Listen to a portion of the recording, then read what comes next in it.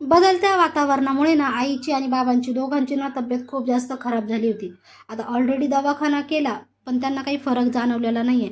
सध्या तरी ना टायफॉईड, मलेरिया, डेंग्यू, कावीळ हे साथना सुरूच झालेली आहे. आता वातावरण चेंज झालं की आजाराची लक्षणं देखील दिसायला लागतात. आता त्यांचा दवाखाना केला, पण फरक काही पडला नाही. म्हटलं चला त्यांना ना इकडे बोलावून घेतलं आणि इकडे येऊन ना त्यांच्या ब्लड टेस्ट वगैरे करून घेऊया. आता इथे आमच्या दोघे मायलेकीच्या ना गप्पा चालू होत्या की दादूला सुद्धा ताप आलेला होता की त्याची तब्येत पण बरी आहे की नाही म्हणून. आता हे वातावरण बदललं ना की स्वच्छतेची ना अधिक जास्त काळजी घ्यावी लागते. घरामध्ये ना खूप स्वच्छता राखावी लागते आणि घरामध्ये ना सगळ्यांना विनंती आहे की ऑल आऊट मच्छर अगरबत्ती ओव्याचा धूर करावा, जेणेकरून मच्छरांना घरात राहणार नाही. आता वातावरण बदललं, पाण्याचा साठा झाला की मच्छरांची पैदाईस ना जास्त प्रमाणात वाढायला लागते आणि माशा पण ना खूप जास्त वाढायला लागतात. त्यामुळे ना सर्वांनी ना स्वतःची खूप सारी काळजी घ्या आणि छोटे बेबी असेल ना तर त्यांना ना खूप जास्त अलर्ट राहावं लागतं.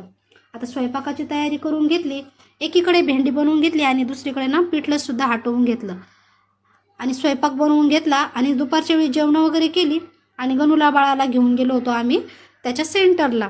आता बाहेरचं वातावरण तरी 8 दिवस झाले ना छान. 8 दिवसानंतर वातावरण ना सूर्यदेवाने आपलं तोंड उघडलेलं आहे आणि वातावरण आज दिवसभर मस्त असं बाहेर ऊन पडलेलं होतं.